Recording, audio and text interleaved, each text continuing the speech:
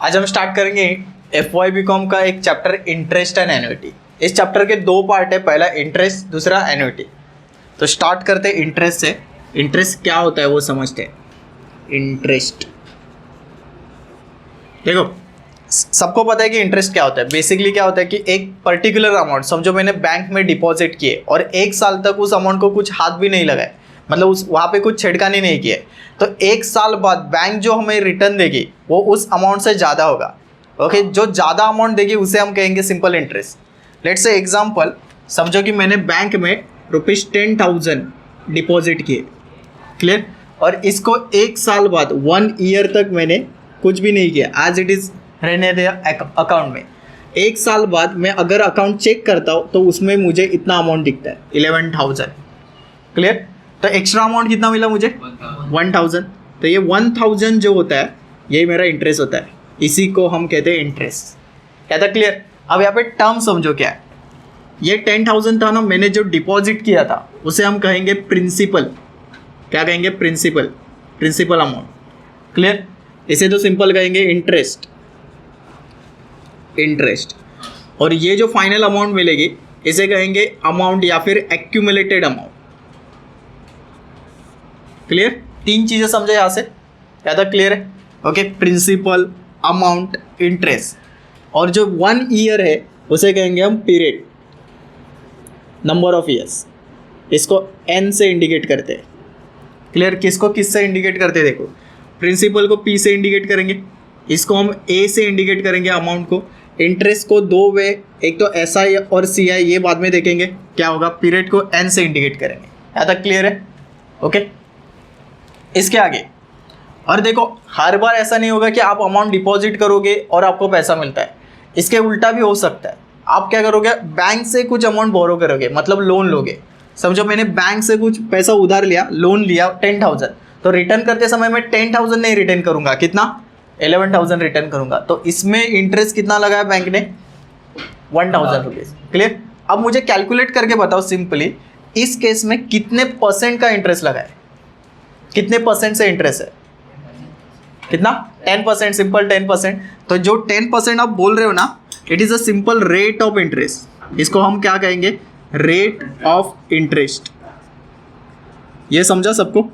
तो कितनी चीज़ें समझे? मुझे पहला तो समझा प्रिंसिपल क्या है, बाद में समझा कि इंटरेस्ट क्या होता है, अमाउंट क्या होती है, अमाउंट फाइनल जो अमाउंट आती है वो, नंबर ऑफ ईयर्स, पीरियड समझा, उसके बाद रेट ऑफ इंटरेस्ट 10%, ये भी समझा, क्लियर। ये जो इंटरेस्ट होता है इसके 2 टाइप होते हैं, 2 टाइप के इंटरेस्ट कैलकुलेट होते हैं। पहला जो टाइप होता है उसे हम कहते हैं सिंपल इंटरेस्ट, सिंपल इंटरेस्ट। और दूसरा जो टाइप होता है उसे हम कहते हैं कंपाउंड इंटरेस्ट, कंपाउंड इंटरेस्ट।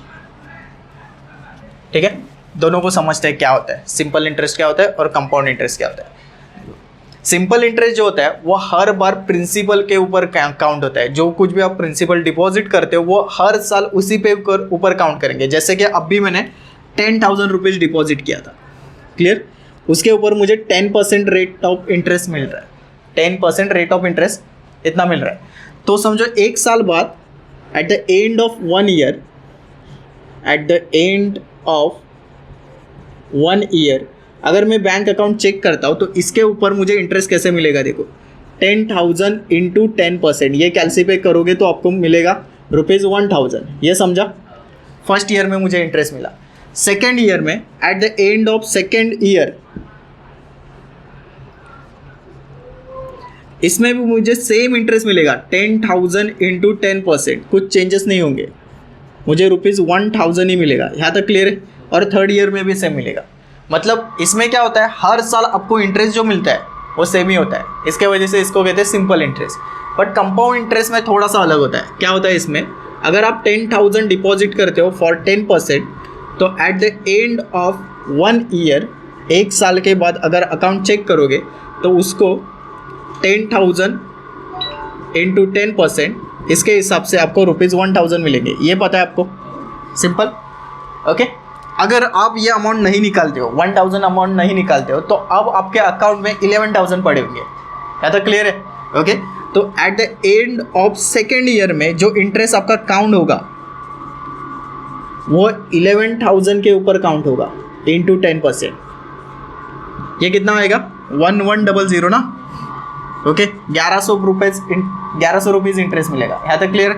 हाँ। Similarly at the end of third year में जब जाओगे, ध्यान देना, अभी इस केस में कितने थे 10,000 डिपॉजिट था, इस केस में कितना डिपॉजिट था 11,000। अब उसमें ये इंटरेस्ट ऐड हो जाएगा ना, तो 12,100 अब डिपॉजिट होगा, 12,100 डिपॉजिट होगा। यहाँ तक क्लियर है? मतलब जो इंटरेस्ट मिलेगा वो सिर्फ अकाउंट में ऐड हो रहा है। अब उसके ऊपर 10% काउंट करोगे तो कितना आएगा रे 1210, इतना इंटरेस्ट मिलेगा। क्लियर? अब देखना, सिंपल इंटरेस्ट में जो इंटरेस्ट हर साल मिलता है वो सेम मिलता है, बट कंपाउंड इंटरेस्ट में जो हर साल इंटरेस्ट मिलेगा वो डिफरेंट होगा। बट डिफरेंट कैसे होगा? इंक्रीजिंग ऑर्डर में होगा। 1,000 पहले मिला, उसके बाद 1,100 मिल रहा है, उसके बाद 1,210 रुपीज़ मिल रहा है। आगे का जो होगा वो इससे भी ज़्यादा इंटरेस्ट होगा। इसके वजह से इसको कहते हैं कंपाउंड इंटरेस्ट। ये कंपाउंड होता जाता है, बढ़ता जाता है, इंटरेस्ट के ऊपर इंटरेस्ट लगाते हैं। डिफरेंस समझ में आ रहा है दोनों में? Simple interest, compound interest. Okay, पहले तो आज के लिए सम तो हम इसके ही करेंगे, सिंपल इंटरेस्ट के ऊपर ही फोकस करेंगे। जो कुछ भी क्वेश्चन करने हैं वो इसके हिसाब से ही चलेंगे। सिंपल इंटरेस्ट के ऊपर क्वेश्चन सॉल्व करने से पहले वो सिंपल इंटरेस्ट का फॉर्मूला क्या है पहले समझते हैं। देखो, सिंपल इंटरेस्ट का फॉर्मूला ऐसा होता है, SI is equal to P into N into R divided by 100। अब इन सब के बारे में आपको पता है। P means principal, N means period number of years, R means rate of interest, ये सबको पता है सिंपल। अब जब सिंपल इंटरेस्ट काउंट करते हो, फॉर एग्जांपल जो मैंने 10,000 बैंक में डिपॉजिट किए थे उसके ऊपर मुझे रुपीज़ कितना इंटरेस्ट मिला 1,000 इंटरेस्ट मिला 10% के हिसाब से। ओके, कैलकुलेट करने जाओगे तो देखो फॉर्मूले के हिसाब से कैसे आएगा। SI P के जगह आप 10,000 रख दोगे, N तो 1 ईयर था और रेट ऑफ इंटरेस्ट आपका 10% था तो 10 लिखोगे डिवाइडेड बाय क्या 100। ये कैंसिल, ये कैंसिल, ये कैंसिल, ये कैंसिल। कितना आंसर है आपका ₹1,000। तो आपको ये सिंपल इंटरेस्ट मिल गया। ओके, कभी कभी वो क्वेश्चन पूछते हैं कि अमाउंट कितना जमा होगा, एक्यूमुलेटेड अमाउंट कितना होगा। तो उसके लिए क्या करोगे, पहले मेरे पास कितना था ₹10,000, उसमें कितना ऐड हुआ अब ₹1,000। ओके, ऐसे कुल मिला के टोटल कितना हुआ ₹11,000। This is accumulated amount. क्या तक क्लियर है? ओके, अब इसको लिखोगे कैसे, A इज इक्वल टू, ये क्या है प्रिंसिपल अमाउंट और ये क्या इंटरेस्ट ऐसा है। क्या तक क्लियर है सबको? क्लियर? और ये फॉर्मूला एक बन जाता है सिंपल इंटरेस्ट का, ये फॉर्मूला बन जाता है। और दूसरा कौन सा फॉर्मूला बन जाता है, ये सिंपल इंटरेस्ट का नहीं है, ये एक्यूमुलेटेड अमाउंट का है। देखो, इसको मैं कन्वर्ट भी कर सकता हूँ, A is equal to P, क्या मैं सिंपल इंटरेस्ट के जगह P into N into R divided by 100 ऐसे भी लिख सकता हूँ ना। तो ये टोटल फॉर्मूला बन गया। Okay, A is equal to P plus P into N into R upon 100। देखो, इसमें से P भी कॉमन निकाल सकते हो आप। P अगर कॉमन निकालते हो तो यहाँ पे बचेगा 1 प्लस NR अपॉन 100, बट ज़रूरत नहीं है। ऐसा क्लियर है? ओके, और एक फॉर्मूला बन सकता है बट मीनिंग सेम ही है। P कॉमन आ सकता है ना दोनों में से। अगर P कॉमन निकालोगे तो यहाँ पे ब्रैकेट बचेगा, यहाँ पे 1, यहाँ पे 1 plus N into R upon 100, ये एक फॉर्मूला। तो आपको इस वाले सिंपल इंटरेस्ट में दो फॉर्मूले याद रखने हैं, ये P plus P into N into R upon 100। इसका मीनिंग क्या है, P plus SI simple interest. ये क्लियर है ना? ये दो फॉर्मूले याद रखना है। नेक्स्ट, अब क्वेश्चन नंबर 1 और 2 दोनों सेम टाइप के क्वेश्चन है। इसमें से 1 को मैं सॉल्व कर देता हूँ, इसको आप सॉल्व करना। क्या बोल रहे हैं, amount of ₹2,300 was borrow by Ankit. Ankit ने इतना अमाउंट बोरो किया है, लोन किया है। Okay, at a simple interest of 12% per annum, rate of interest दिया है। He return the amount with interest after 3 years, 3 साल के बाद रिटर्न किया, मतलब N is equal to 3। Calculate the total amount including the simple interest he had to repay. हमें total amount निकालना है। तो सॉल्यूशन फॉर क्वेश्चन नंबर 1, उसके लिए क्या करोगे, पहले डेटा लिखोगे। P कितना दिया है 2,300, ये प्रिंसिपल अमाउंट हुआ। यहाँ तक क्लियर? उसके बाद क्या दिया हमें, interest rate R is equal to 12% और N इज इक्वल टू कितना है 3 ईयर्स। ये ईयर्स में ही होगा, अगर मंथ में देंगे तो उसको ईयर में कन्वर्ट कर देना। ठीक है, इसका फॉर्म के हिसाब से फॉर्मूला क्या आएगा, SI इज इक्वल टू, नहीं डायरेक्ट एक्यूमुलेटेड वैल्यू निकालना है ना, A निकालना है। तो A के लिए फॉर्मूला क्या बोला, A is equal to plus P plus P into N into R upon 100. Okay, P के जगह क्या लिखना है 2300 प्लस फिर से इस P के जगह 2300 इंटू एन के जगह 3 years और rate of interest 12 divided by ये 100. तो ये ज़ीरो ये ज़ीरो ये ज़ीरो ये ज़ीरो कट हुआ, तो आपको 2300 इन तीनों का मल्टीप्लाई करना.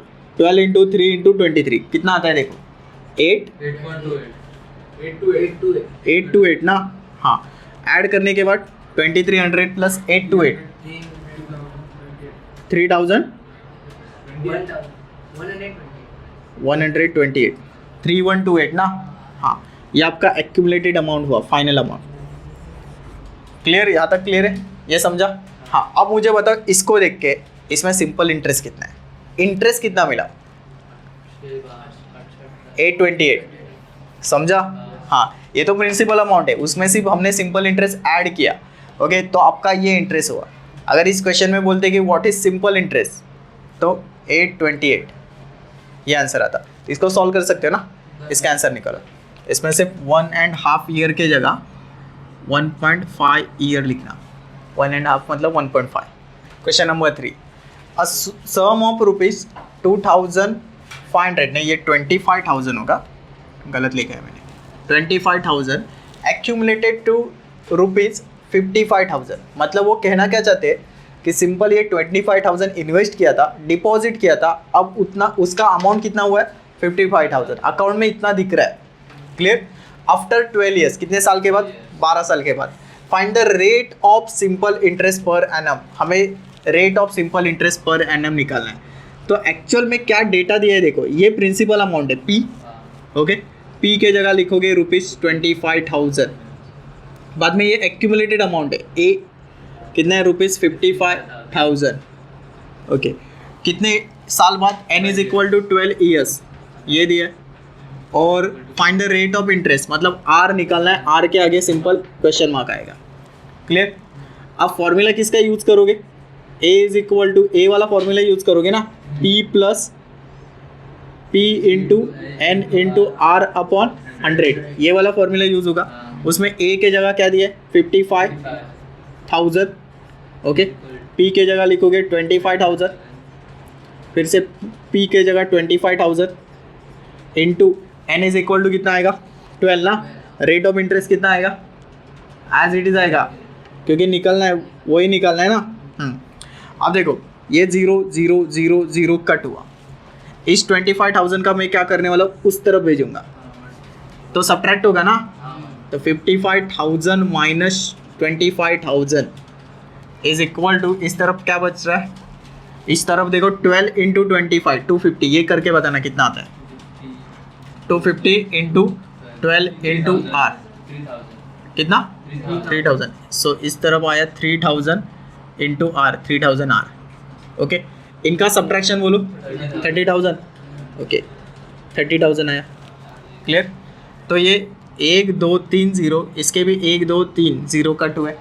ये 3 इसको डिवाइड करेगा तो सिंपल 3 1 से 3 और 0, तो R is equal to 10. But इसको किस में नोट करोगे, परसेंट में. So R is equal to 10%. Easy था. क्लियर.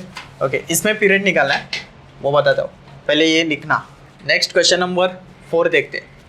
क्या लिखा है, an amount of ₹35,000 resulted into 52,500. इसका मतलब क्या है, इतने इन्वेस्ट किए थे, इतने डिपॉजिट किए थे, अब इतने दिख रहे हैं.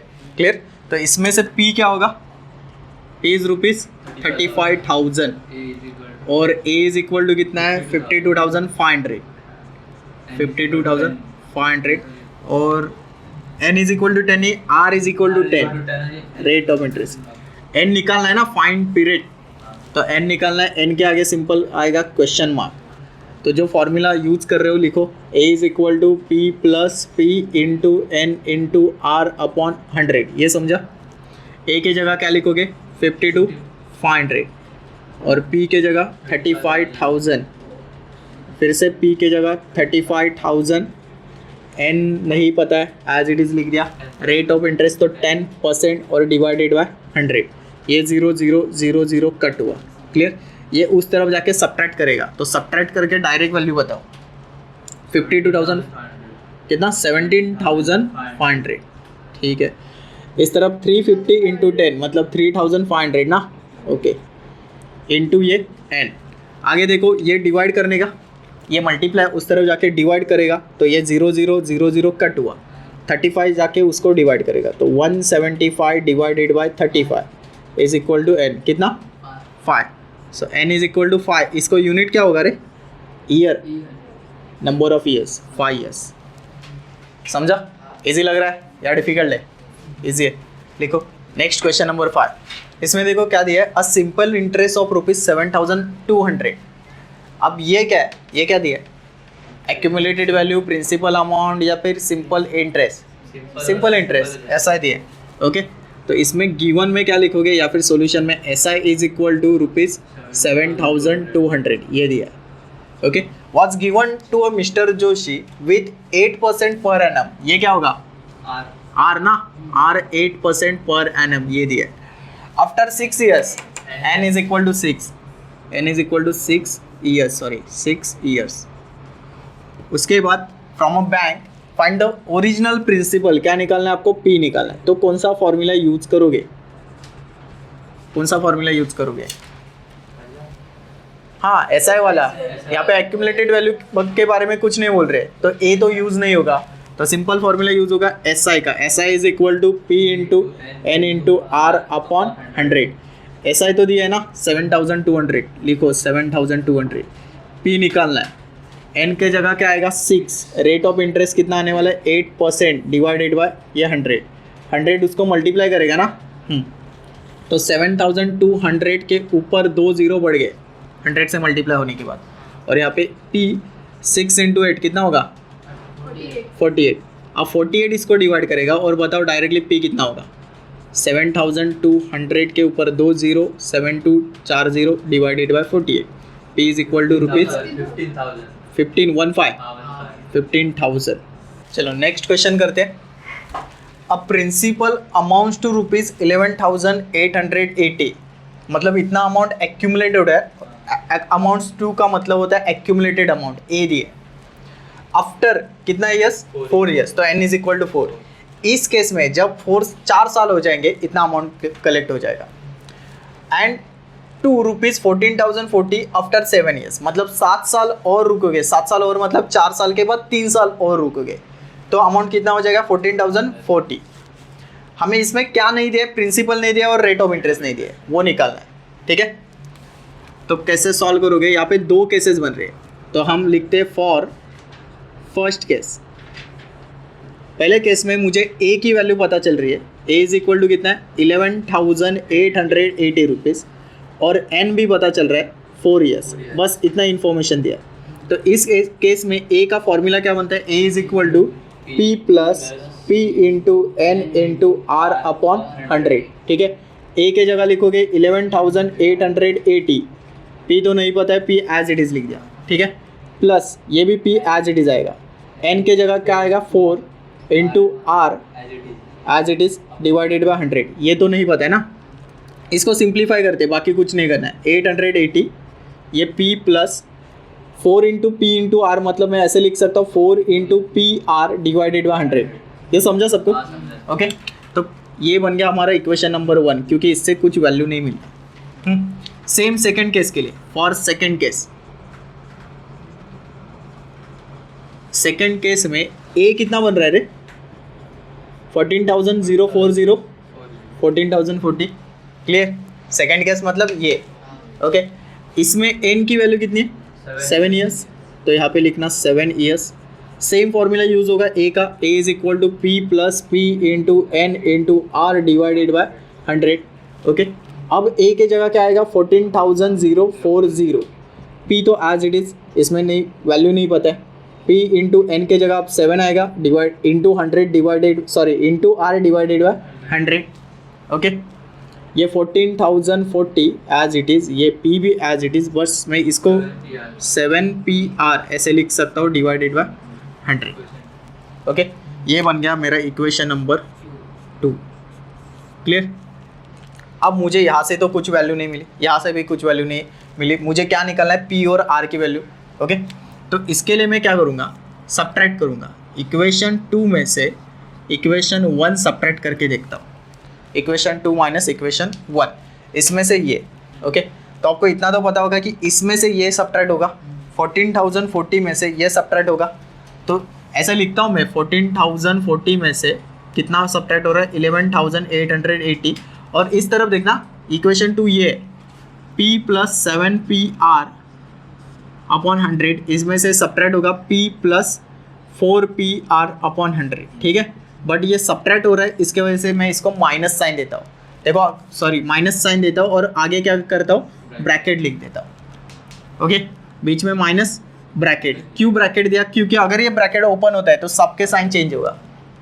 ओके, तो P plus 7PR divided by 100, ये बन जाएगा minus P minus 4PR divided by 100। ये समझा? इस तरफ का सब्ट्रैक्शन बताना कितना आता है, 2160। क्लियर? अब देखो, plus P minus P cancel, इन दोनों का डिनोमिनेटर सेम है, तो एक ही बार में डिनोमिनेटर लिख देता हूँ 100। 7PR में से 4PR गया तो बचेगा क्या, 3PR, और यहाँ पे 2160, ये मल्टीप्लाई करेगा और ये डिवाइड करेगा। ओके, तो 2160 इंटू 100 डिवाइडेड बाई ये 3 इज इक्वल टू क्या मिल गया आपको, PR। तो PR की वैल्यू देखो, ये 72,000, तो P इंटू R की वैल्यू 72,000 मिल गई। अब इससे क्या होगा, मुझे तो वैल्यू नहीं मिला, मुझे P सेपरेट चाहिए और R सेपरेट चाहिए। अब जगह नहीं है तो मैं यहाँ पे नीचे सॉल्व कर देता हूँ, ये सेपरेट यहाँ पे सॉल्व कर देता हूँ, ठीक है। मुझे क्या मिलेगा, वैल्यू P इंटू R की वैल्यू मिल गई 72,000। इसको इक्वेशन 1 में पुट कर देते ना, यहाँ पे अपने आप वैल्यू मिल जाएगा, ठीक है। देखो मैं क्या करता हूँ, 11,880 P as it is, 4 PR के जगह क्या आएगा अभी 72,000, ओके, डिवाइडेड बाई ये 100। ये समझा? ये 0 0 0 0 कट, सिर्फ इनका मल्टीप्लिकेशन बताना। 11,880 is equal to P plus 288, पर आगे 0 आएगा ना, 0। ओके, अब ये इस तरफ जाके सब्ट्रैक्ट करेगा तो P की वैल्यू कितनी होगी, 9,000। 11,880 में से 2,880 माइनस हुआ 9,000 ना, तो प्रिंसिपल अमाउंट तो आपको मिल गया 9,000। ये क्लियर है? P मिल गया, प्रिंसिपल अमाउंट मिल गया। अब क्या निकालना है, रेट ऑफ सिंपल इंटरेस्ट। उसके लिए क्या करोगे बोलो, सिंपल है ये, इसको यूज करो। ओके, चाहे तो इसको इक्वेशन नंबर 3 देना। ओके, अब क्या लिखोगे यहाँ पे, फ्रॉम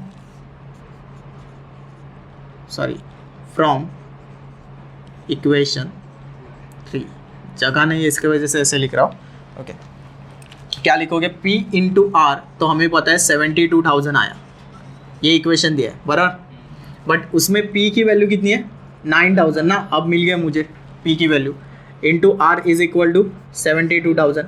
आपको पता है ये डिवाइड करेगा, तो पहले से 1 2 3 0 कैंसिल कर दो, बाद में 9 डिवाइड करेगा तो 9 1 ज़ा 9, 8 ज़ा, हाँ, तो R इज इक्वल टू 8 आएगा और आगे परसेंट 8%, ठीक है। फिर से रिपीट कर देता हूँ पूरा क्वेश्चन। यहाँ पे मैंने क्या किया, फर्स्ट केस जनरेट की, उसमें एक्यूमुलेटेड वैल्यू और नंबर ऑफ ईयर्स जो दिया है उन्होंने लिख दिया, और एक्यूमुलेटेड वैल्यू का फॉर्मूला यूज करके मैंने ये एक इक्वेशन बनाया, उसमें वैल्यू नहीं मिल रही। सिमिलरली सेकंड केस के लिए सेकंड इक्वेशन बना, बट इसमें से वैल्यू नहीं जनरेट हो रही, तो मैंने क्या किया, इक्वेशन 2 में से 1 सब्ट्रैक्ट किया, और ये सब्ट्रैक्ट करने के बाद मुझे एक इक्वेशन मिल गया, P into R is equal to 72,000। अब PR तो कहीं देखा था, कहाँ पे देखा था, इस वाले इक्वेशन या फिर इस वाले इक्वेशन, दोनों में से कौन सा भी यूज़ करो, तो मैंने फर्स्ट वाला यूज़ किया, और इसको सॉल्व करके मुझे P की वैल्यू 9,000 मिल गई। अगर यहाँ पे PR के जगह 72,000 यहाँ पे पुट कर दे तो सेम ही आंसर आता, P का 9,000 ही आता। अगर मुझे P इज इक्वल टू 9,000 मिल गया, R ही निकालना बाकी है ना, तो R कहाँ से निकालोगे, ये इक्वेशन नंबर 3, तो यहाँ पे लिखोगे from equation number 3 PR is equal to 70,000 where P is equal to 9,000 then R is equal to 8%। Clear? Okay, same question solve करना है, ये लिखो पहले, उसके बाद एक क्वेश्चन देता हूँ सिर्फ नंबर चेंज करके। ये 11,880 है ना, इसके जगह चेंज करके ये 18,000, ओके, 4 ईयर है, वहाँ पे 5 ईयर करना, और ये 21,600 कर देना, और 7 ईयर है, वहाँ पे 800 कर देना। बाकी question as it is. Clear? सिर्फ नंबर बदले, आपको ये सॉल्व करना है सेकंड में, पहले ये लिखो उसके बाद ये सॉल्व करना। नेक्स्ट क्वेश्चन नंबर 8 क्या बोल रहे हैं, if the simple interest on a certain principal मतलब प्रिंसिपल छुपा के रखा है, ओके उसको निकालना है फॉर 3 years। तो यहाँ से पता चल रहा है n = 3, rate of interest 10%, is less then, ये फोकस करना, लेस देन ये कम है किससे, इट्स सिंपल इंटरेस्ट मतलब सेम प्रिंसिपल का सिंपल इंटरेस्ट, बट कब, जब रेट ऑफ इंटरेस्ट 9% होगा फॉर 4.5 year मतलब 4.5 years के लिए। क्लियर, कितने से लेस है, 1260 से कम है, ठीक है। फाइंड द प्रिंसिपल अमाउंट, तो यहाँ पे भी 2 केसेस बन रहे हैं। तो पहले केस के लिए हम लिखते हैं फॉर केस 1। फर्स्ट केस में हमें क्या पता चल रहा है, n = 3 years, ये मिल गया, और रेट ऑफ इंटरेस्ट कितना है 10%, इतनी इंफॉर्मेशन है। तो इस केस में मुझे सिंपल इंटरेस्ट अगर निकालना है तो उसको मैं नाम देता हूँ SI1, सिंपल इंटरेस्ट 1। फॉर्मूला क्या आएगा, P × N × R/100, ये समझा, ओके। P के जगह कुछ नहीं आएगा, N के जगह 3, rate of interest 10 divided by 100, okay. इसको 30 करना पर डिवाइड मत करना, बता देता हूँ। 3 × 10 30 होगा, 30 × P ये 30P हो जाएगा ना अपॉन 100, डिवाइड मत करना, ये 0 कैंसिल मत कर देना, क्यों बता देता हूँ, आगे समझेगा आपको, ये क्यों कैंसिल नहीं किया। फॉर केस 2, अब केस 2 में मुझे n की वैल्यू कितने साल के लिए, वो 4.5 मतलब 4.5 ईयर, ठीक है। Rate of interest 9%, R = 9%, okay. तो इस केस में SI का सेम फॉर्मूला आएगा, SI1 = P × N × R/100, okay. P के जगह कुछ नहीं, N के जगह 4.5 ईयर और R के जगह 9 डिवाइडेड बाय 100। इन दोनों का मल्टीप्लाई बताओ, सिर्फ 40.5 ना, इंटू P डिवाइडेड बाय 100। ये आपको SI1 नहीं सॉरी SI2 मिल गया, SI2। क्लियर, अब देखो ये बोल रहे दिस सिंपल इंटरेस्ट, ये जो कुछ भी इसका सिंपल इंटरेस्ट आएगा वो लेस है, लेस देन किससे, इस सिंपल इंटरेस्ट से, सेकेंड वाले केस से, ओके। तो इसमें से बताओ कौन सा वाला सिंपल इंटरेस्ट बड़ा होगा, ज़्यादा अमाउंट किसकी होगी, ये वाला ना, ऑब्वियसली ये लेस है इससे, ये वाला सिंपल इंटरेस्ट लेस है इससे, ऑब्वियसली ये बड़ा होगा, ओके। तो इस केस को सॉल्व करने के लिए आपको सिंपल सब्ट्रैक्शन करना होगा। सब्ट्रैक्शन कैसा, SI2 में से SI1 सब्ट्रैक्ट करो और इसके बाद आपको आंसर मिलेगा 1260, ओके। SI1 इज लेस मतलब माइनस किससे, SI2 से, कितने से कम है, 1260। जैसे कि फॉर एग्जांपल मैं ऐसे बोलता हूँ कि 2 is less than 5/3, 2 is less than 5/3, ये समझ में आया, ठीक है। वैसे SI1 is less than SI2 by 1260, क्लियर। अब SI2 की वैल्यू कितनी है, 40.5 P डिवाइडेड बाय ये 100, SI1 की वैल्यू कितनी है, 30P डिवाइडेड बाय 100, और ये 1260 एज इट इज, दोनों का डिनोमिनेटर सेम है, एक ही बार में लिखना 100। 40.5 में से 30 गया तो मुझे लगता है 10.5 P बचेगा, इस तरह 1260 एज इट इज, ओके। ये मल्टीप्लाई होगा इससे, तो ये 10.5 P एज इट इज, और ये 126000 बन जाएगा ना। So P is equal to 126000 divided by 10.5, कितना आया, P इज इक्वल टू ₹12,000। ये समझा सबको, इजी क्वेश्चन है, सिंपल, थोड़ा सा अलग था, ओके। क्वेश्चन नंबर 9 में क्या कर रहे हैं, जॉन बोरो लोन लिया कितना, 80,000 का, फ्रॉम हिज फ्रेंड पार्टली मतलब थोड़ा सा लोन लिया है, कितने रेट ऑफ इंटरेस्ट से, at 10% per annum, and the remaining at 12% per annum. मतलब 80,000 जो लोन लिया है वो एक साथ नहीं लिया है, पहले समझो कुछ अमाउंट लिया है एट 10% और बाद में रिमेनिंग अमाउंट लिया है एट 12% से, ठीक है। और 4 साल के बाद क्या होता है, after 4 years he return the total amount with the total simple interest of ₹34,400। मतलब उसने टोटल अमाउंट रिटर्न किया 80,000, बट इंटरेस्ट कितना दिया, 34,400 का इंटरेस्ट भी दिया उसके ऊपर, ठीक है। Find the amount he borrow at each of this rate, हमें निकालना है कि कितने अमाउंट उसने बोरो किया था हर एक रेट पे, मतलब 10% पे 10% के हिसाब से उसने कितना अमाउंट लिया था, 12% के हिसाब से कितना अमाउंट लिया था। तो समझो ये 80,000 है, पार्टली बोरो किया है, मतलब फॉर एग्जांपल समझो ऐसे हो सकता है यहाँ पे 30,000 बोरो किया, तो यहाँ पे कितना होगा 50,000 बोरो कर सकता है। ये समझा, मैं सिर्फ एग्जांपल दे रहा हूँ। क्लियर, समझो यहाँ पे बोरो किया उसने 40,000 एट ए 10% से, 10% के हिसाब से ये साइड 10% की है और ये साइड 12% की है। क्लियर, तो यहाँ पे अगर समझो वो 40,000 बोरो करता है तो यहाँ पे भी सिमिलर 40,000 बोरो करेगा। ये समझ में आ रहा है। यहाँ पे 20,000 करता है तो यहाँ पे 60,000 होगा। बेसिक है तो क्लियर है, ठीक है। बट हमें नहीं पता है कि कितना बोरो किया, तो एज्यूम करेंगे एक साइड 10% के हिसाब से उसने x रुपीज़ बोरो किया, तो यहाँ पे क्या आएगा रे? नहीं, यहाँ पे आएगा 80,000 माइनस x। सोचो कैसे, सिंपल है। इसके वजह से मैंने बोला ना, यहाँ पे अगर 30,000 होगा तो ये 50,000 कैसे निकाल रहे हो? 80,000 में से 30,000 माइनस कर रहे हो तो 50,000 आएगा। अगर ये 40,000 होगा तो 80,000 माइनस 40,000, ये भी 40,000 होगा। क्लियरली समझ में आ रहा है? तो ये x होगा तो ये 80,000 माइनस x। Okay, 10% x। और कितने साल के लिए उसने इंटरेस्ट लिया, सॉरी लोन लिया? 4 साल के लिए, 4 ईयर्स के लिए, और ये भी 4 साल के लिए। क्लियर, अब तीनों अवेलेबल है। मेरे पास P अवेलेबल है, मेरे पास रेट ऑफ इंटरेस्ट है और N भी है। ये भी P है इस केस में, रेट ऑफ इंटरेस्ट और N है। इन तीनों का यूज़ करके मैं सिंपल इंटरेस्ट निकाल सकता हूँ, इस वाला, ये साइड वाला, और ये साइड वाला भी सिंपल इंटरेस्ट निकाल सकता हूँ, क्योंकि तीनों अवेलेबल है। ओके, इसको नाम देता हूँ SI1, इसको नाम देता हूँ SI2। ओके, SI1 और SI2 को ऐड करोगे तो आपको अमाउंट मिल जाएगा 34,400। क्यों? क्योंकि वो बोल रहे हैं ना कि टोटल सिंपल इंटरेस्ट कितना मिला उसको, 34,400। तो SI1 plus SI2 total simple interest हुआ, ओके, 34,400। ये पूरा रफ आइडिया था। सॉल्व कैसे करना है सेपरेटली बता देता हूँ। ये सॉल्व कैसे करना है, पहले स्टार्टिंग करोगे, लेट एज्यूम करते, लेट जॉन बोरो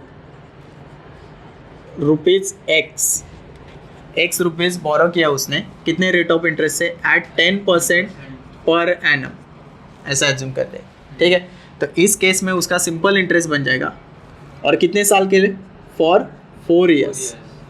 क्लियर, तो इस केस में उसका सिंपल इंटरेस्ट SI1 बन जाएगा P into N into R divided by 100, बराबर।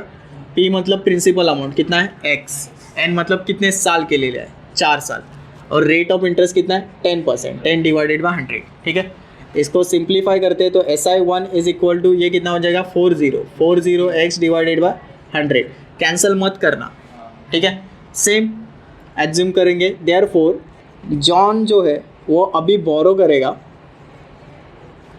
नेक्स्ट अमाउंट कितनी बोरो करेगा वो? Rupees 80,000 minus x। ये समझ में आया?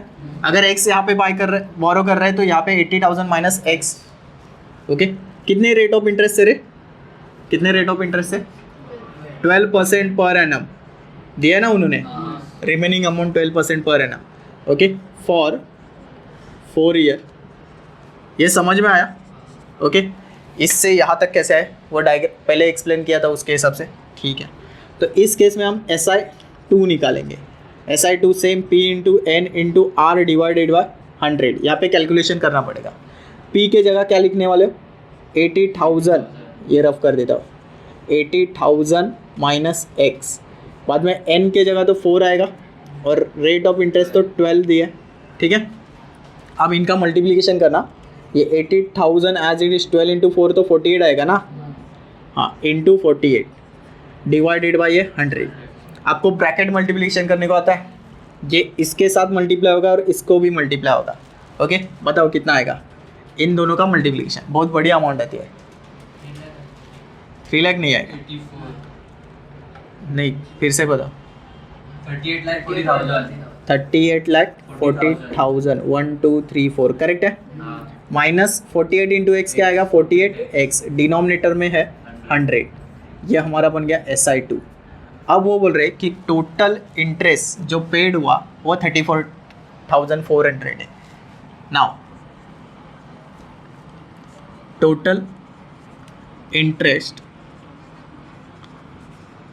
Paid is rupees 34,400। ये वो बोल रहे। इसका मतलब क्या है कि जब मैं SI1 प्लस SI2 करता हूँ तो उसका आंसर कितना आना चाहिए? 34,400 पर तो SI1 की वैल्यू कितनी है 48x upon 100, 48x upon 100। SI2 की वैल्यू कितनी है 38,40,000 माइनस 48x डिनोमिनेटर में 100 इज इक्वल टू 3400 सॉरी 3440 है तो क्लियर है। अब देखो दोनों का डिनोमिनेटर सेम है, तो पहले तो एक काम करते हैं, डिनोमिनेटर में 100 लिख देते हैं। अब इसके पास x है, इसके पास x है, 40 माइनस 48, तो मुझे लगता है माइनस 8x आएगा, माइनस वाला 8x। ओके, और यहाँ पे बचेगा 38440 आएगी ना। Okay clear. और इस तरफ 34400, ये 100 अगर इसको मल्टीप्लाई करता है तो इसके ऊपर 2 0 बढ़ जाएंगे, तो minus 8x plus 3840000 is equal to 3440000, 4 0 आएंगे। ठीक है, बाद में क्या करोगे, इसका उठाओ, इसमें से सब्ट्रैक्ट करो, कितना आता है बताओ। 8x is equal to negative आएगा, पहले तो निगेटिव आएगा, ऐसे लिखना 34440 माइनस ये 38440, कितना आया बोलो 4 लाख ना, 4 लाख करेक्ट है। हाँ, तो ये माइनस माइनस कैंसिल। ओके हाँ, 8 से डिवाइड करोगे तो 8 1 से 8 5 से 40, और कितने जीरो बचे 1 2 3 4 0, समझा ना। तो x इक्वल टू मुझे कितना मिला 50,000 रुपीज़ 50,000। मतलब मैं क्या कहना चाहता हूँ, x मैंने क्या अज्यूम किया था, जॉन बोरो रुपीज़ x कितना 50,000 at 10% per annum for 4 years. Next amount क्या होगा, जॉन बोरो यहाँ पे क्या आएगा, अगर ये 50,000 है वो अमाउंट कितना हो गया 30,000, सिंपल है। ओके आगे का लिखना कैसे लिखोगे, पहले आंसर में लिखना therefore John borrow rupees 50,000 at 10% per annum for 4 years, ये आंसर हुआ।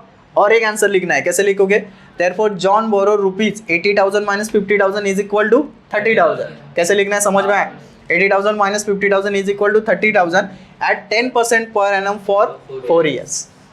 क्लियर, लिखो।